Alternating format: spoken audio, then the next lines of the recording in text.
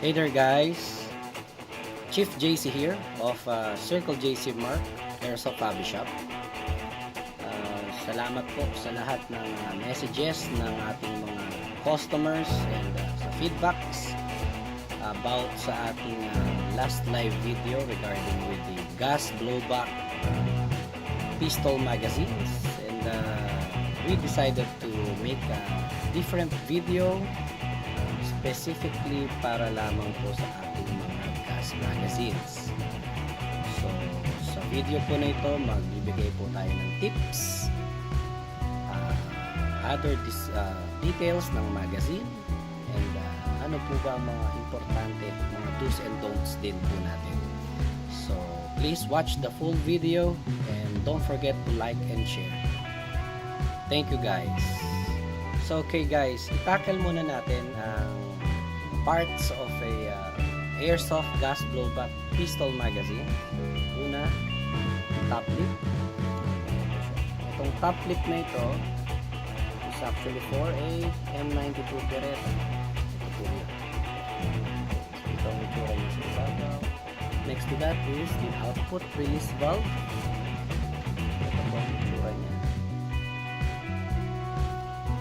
Ito po yan. And lastly, ang pinaka-importanting part, syempre, ang ating filling. Okay? Ang charging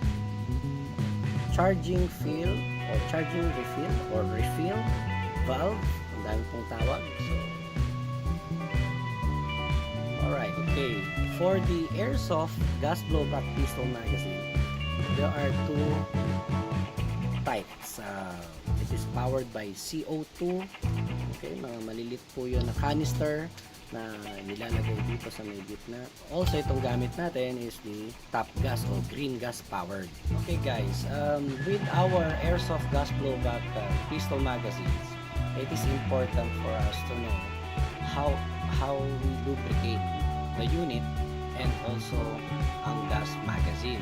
Pagdidiinan ko pa talaga, I will emphasize it more, na kailangan natin mag-lubricate. The green gas na ating ginagamit as power for the pistols natin, it consists of mainly butane, propane, and silicone oil. So, silicone oil helps to lubricate ang mga internal parts. Dahil sa sobrang lamig ng ating gas, kaya niyang patigasin kahit ang mga goma nito. Yung nakikita nyo parang itim na yan, those are O-rings. Okay? Those are one of the most important parts ng ating mga valves. Okay? Dahil sila ang nagseselyo, nagsiseal ang ating canister or ang ating magazine para hindi mag-leak ang gas. Okay? So, ano bang importance pa, additional fact natin for silicone? Sa ibang bansa, they use only propane gas. Now, the reason why they only use that, kasi yun ang available sa market. So, nagdadagdag pa sila ng mga silicone oil as additive para lubricate yung mga parts na yan. And for us, we are blessed at least available sa market natin ang green gas. Okay guys, tackle lang muna natin ang frequently asked questions natin. At ang number one is ang leaky mag. Okay, saan po ba na ang leaky mag? Normally, ang leaky mag minsan sa factory, hindi po nila nasisikip ang maigi ang ating mga units, ang mga ganitong mga magazine. So, minsan din sa katagalang na i-stock, naninigas po ang mga o-ring, and the lubrication or rather the silicone, okay, natuyo na. So, minsan dito lumalabas ang leak, okay, sa mga screw. And also, iba-iba rin kasi ang mga parts ng magazine. Like this one, this is Glock 17. Meron siyang ganitong part na parang black, okay, na insert yan dyan, to lock in place at iselyo ang buong magazine. Unlike itong M92. Wala siyang ganun. Pero, dito naman siya. Tatanggalin mo yung 2 pins na yan at nakakalas yung buo. Okay? Parang ganito rin naman siya. Pero, depende lang sa design kasi. Also, itong nasa tabi nito. Ito, this is mine. Ito yung aking M&P magazine. So, kung mapapansin niyo, buo siya, ano? Buo siya na pin. And, hindi dito rin. Para siyang M92. So, minsan, dito lumalabas ang leak. Kung saan nagmi-meet yung mga cover. Okay? So, maraming basta't may lalabasan ng hangin kasi yan. So, dyan siya lalabas. Okay? So, ang pinaka-common ay sa fill. Bakit? Itatakal natin later yan sa parts ng ating magazine. Okay, next natin na is the full auto units and kung paano natin i-rest ang ating mga units and the magazine. When using kasi ang full automatic magazine, ang tendency kasi sa baril, papalo ng yun. Okay? And hindi napapahinga ang pag-press sa output release valve. Okay? Nakadiin lang siyang firme. Ang tendency nun, yung hangin, tuloy-tuloy ang ikas, syempre definitely may papasok din dyan. And sa sobrang lamig niya, yung ating mga o-ring at gasket, okay? O-ring at gasket, maninigas. I'm not saying na pangit siya o hindi siya maganda. Ang atin lang, if you are not yet that familiar with your gas blowback, your airsoft gas blowback units, we do not recommend na i-overuse natin ito. Lalo pat wala kayong access sa parts or sa magre-repair ng inyong piston. One more thing with the magazine, number 3 natin, is the output release valve.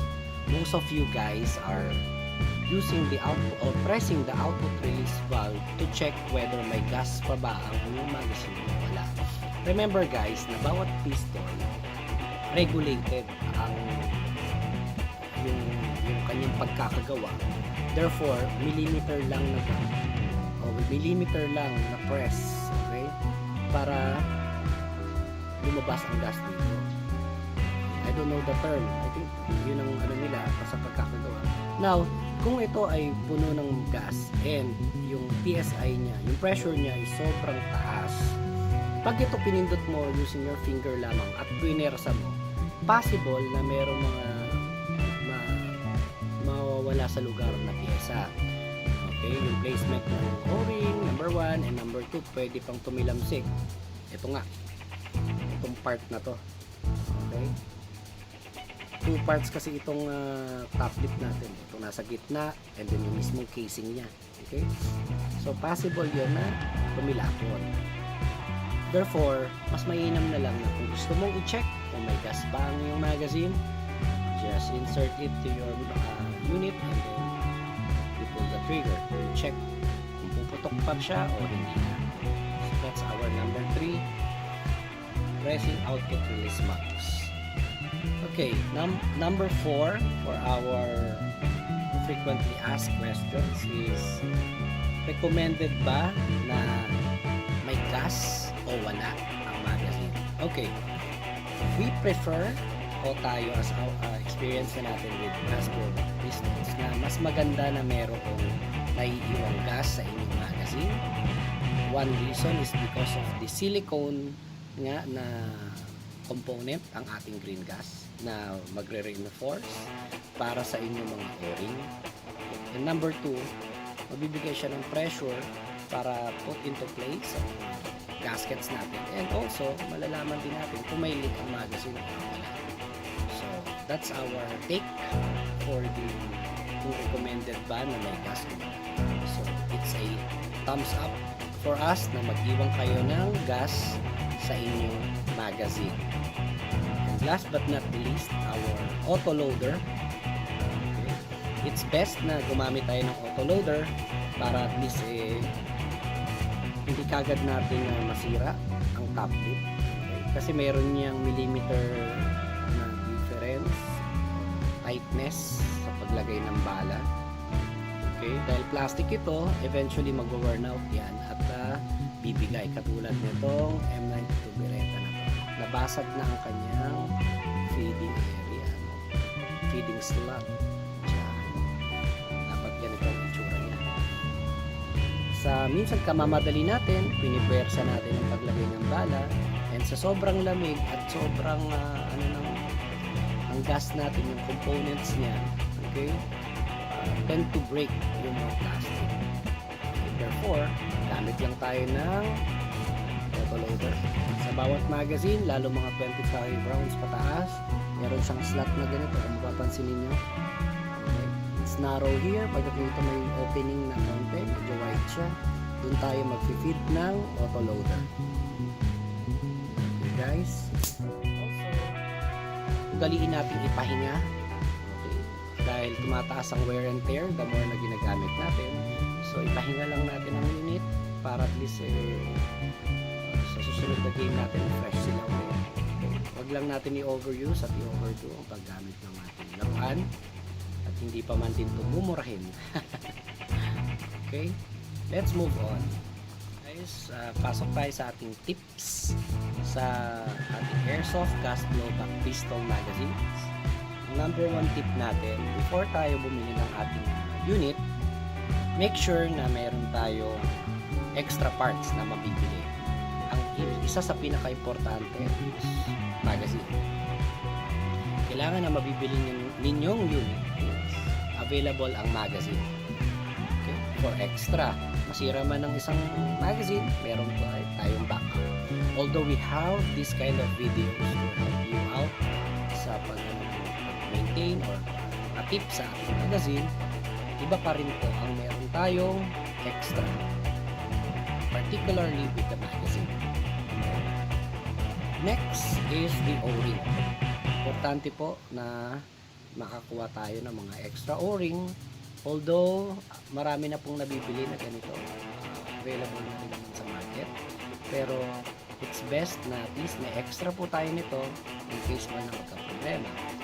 Worst case scenario, kung hindi po kayo makahanap ng O-ring na ito, importante po yung particular na part. Dahil kapag wala po kayo itong particular na part na ito, or specific na part na ito, you will definitely have to buy a new unit or a new magazine. Sa price difference po ng parts, per piece na mga ganito nasa $5 to $7. That's 350 to 650 pesos, depende pa po sa brand. Kung lahat na po yan ay may problema, we recommend that you just simply get a new magazine. Otherwise, available naman po yung mga ganitong paisa-isa na parts, kumuha na po tayo. Okay guys, pasok tayo with the refill or charging valve. Okay, ito po yung ang itsura niyan. For every model or brand, iba-iba po ang mga filling valve. But sometimes, nag-work naman po yung kunwari. Iba po ang brand, kagaya nito. This is a Well brand, Black 17. Ito po yung mga nauna namin ng mga magazines. This one fits to We brand and Bell brand. Okay. Also, it fits to some APS units and EMG. The reason why I mentioned all of this is because some of their design, like ito po sa mag, okay, minsan meron po mga konting difference, kaya po nagkukos minsan ng hindi pag-slide lock ng inyong unit, or minsan sa mga parts po, kung ibang gagamitin, dyan po yung mga leaky magazine or yung compatibility, although it fits, meron at meron pong repercussions. So to avoid that, it's best po na kumuha na lamang ng same brand na magazine or same brand na parts. So refill and charge valve, kailangan lamang natin para po ma-reinforce ito in case na wala kayong access with O-ring. Kailangan po natin ng Teflon. You can buy this to your local market, at your local market hardware. Okay, so dito lamang po natin yung lalagyan ng Teflon. Doon po po sa thread niya. Iwasan nyo po na malagyan yung mismo lid cover niya sa loob dahil minsan nagja-jump po yan. Ang principle po kasi niyan is nahihila po. Nahihila yan. When you push the gas down dito sa fill na ito pong nozzle niya, bababa naman po itong nasa loob. Diyan po lalabas ang up. Diyan po ngayon papasok ang gas. Reinforce lamang po para avoid ang leak. Okay, ganyan lang. Lagyan nyo po ng Teflon. Okay. Tapos lagyan nyo po itong silicone. Okay. So, ganun lang po. Now, isa pa po sa ating concern is yung napepuwersa po ang ating mga parts kapag lagi po tayo nagbubukas o masyado pong masikip ang pagkakakabit o pagkakasara ng mga fill valves or output release valves, it tends to get broken like this. Yung head niya po dito. Pero dahil nga syempre sa wear and tear niya at sa katagalan, ang tendency po ay mapuputol po sila na ganyan. Tatanggal po yun. Isa po yan sa rason kung bakit po nagkakaroon ng mga leaky mags. It's because meron na pong mga cracks na kung saan lumalabas po ang gas. Okay, with output release valve, guys, with output release valves, meron po tayong tool na ginagamit pang sa tool. So, meron siyang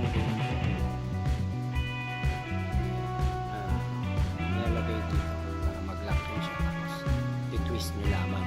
Kung wala po kayong ganitong part, minsan ginagamit po yung pinakamanipis na puncher tool, pero it tends to break the valve. Ano po? Kaya mas maganda kung meron po kayong ganitong magazine tool o valve tool na tinatawag. To remove your refill valve, okay, gamit lamang po tayo ng maliit na flat screw like this. Okay. Ang maganda po yung hindi sharp masyado yung dulo. So kung pwede nyo po siyang isander muna ng konti, i-file ng konti para hindi kagad masira o makaskas itong ating refill valve. Okay? Ganyan lang po siya para tanggalin. Alright. Ngayon, wag po masyadong pwersahin para po hindi kagad masira ang refill valve. Now, yung iba pong mga unit, meron pong ganito. Part.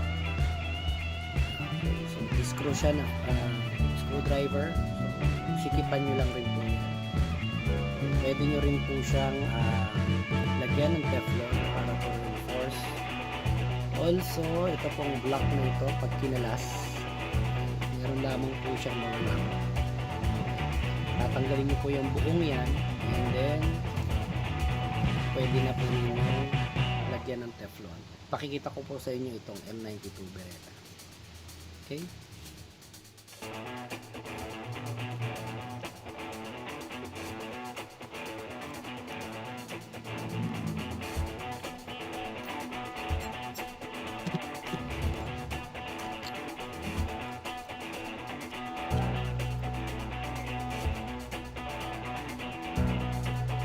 okay guys, nakalas na natin tong part na to. Ito yung parang block na sinasabi ko sa inyo kanina. Sa lahat ng magazine, meron ganito sa ilalim nila. Okay, para assembly, para kasama sa charging or refill valve. So ito, as you can see, meron siyang O-ring dito.